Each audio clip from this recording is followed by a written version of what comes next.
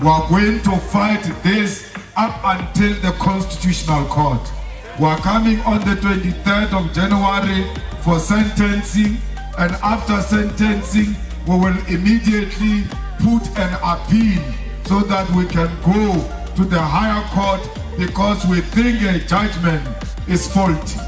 The strategy has always been, you must try to charge Malema with everything. One day, maybe we'll find a racist judge who will find him guilty, whether he's guilty or not. Because they said accused number 2 gave me the firearm. Now they are releasing him, which means he didn't give me the firearm. Why are you not releasing me when you release a person you allege gave me the firearm? By releasing accused number 2, the whole case should have collapsed. At the moment, it's still early to indicate which way, but you can rest assured that the opposition parties are going to be celebrating this moment, and they're going to use it to try to undermine the EFF politically. But at the same time, one must also understand that what Malema has also done is also to present this as nothing but a political witch hunt.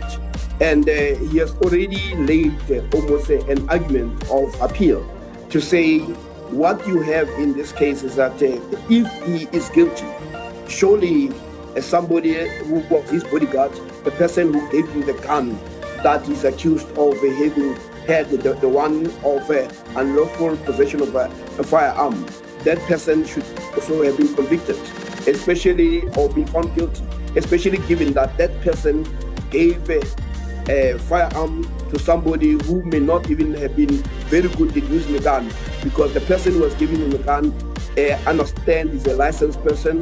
So from that perspective, you could make a case of a bias. Why not include us where there is a commonality in the action that ultimately came out? And of course, the other issues of all other counts need to be something that you would have to look at. But what is important here is to indicate that Malema has already indicated that in this is going to fight until up to the Constitutional Court. So we're still, it's still early, because the first thing that he needs to do is to ask the court for leave to appeal against the finding, being found guilty. But then there will also be issue around the sentencing. So it's still early and it's a long road. But he can use the notion that says there are other people who are found to be, who should have been charged for serious crime.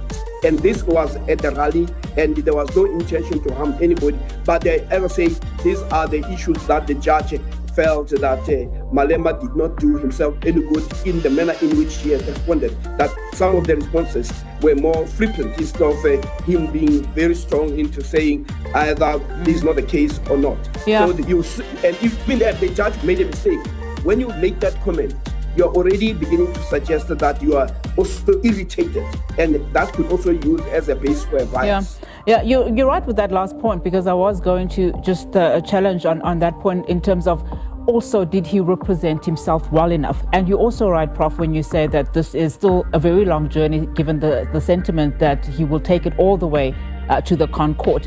Not only did he call it a political witch hunt, as you say, he's also framed this case as a political and racial witch hunt. Could this narrative then, gain traction with his base, or do you think it will alienate some voters? Perhaps, I know that it is early days, but everybody is campaigning now already around the 2026 local government elections. I mean, how do you see this playing out in as far as influencing voter perception? Well, the voters are going to be influenced by a broader perspective.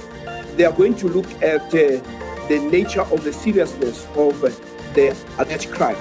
And they are going to be looking at also evidence or instances where they feel that there are certain people who should have been charged and they have not been charged. If there is a clear understanding or portrait that emerges that says the NPA is inconsistent in the application of the law, then this inconsistency can be used in his favor to say, look at these instances that were more serious, more hazardous, and you see people not being charged. But you have a case where we were celebrating and there was no intention for me to harm anybody. And also, I was using a toy gun. Some people are going to believe his story about the toy gun. But this is where I think his defense failed, because what he needed to do is to make a case that his story or his version of what happened there is possibly true. But what the state was able to persuade the magistrate is that our case, that this was not a toy gun but the real gun, is corroborated by the following things: the cartridges, and also the people who were brought in. The judge or magistrate went on to suggest that they were more credible and went on to actually praise them.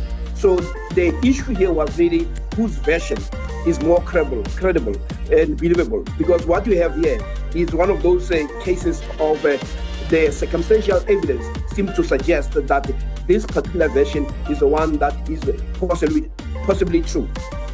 Thanks for watching.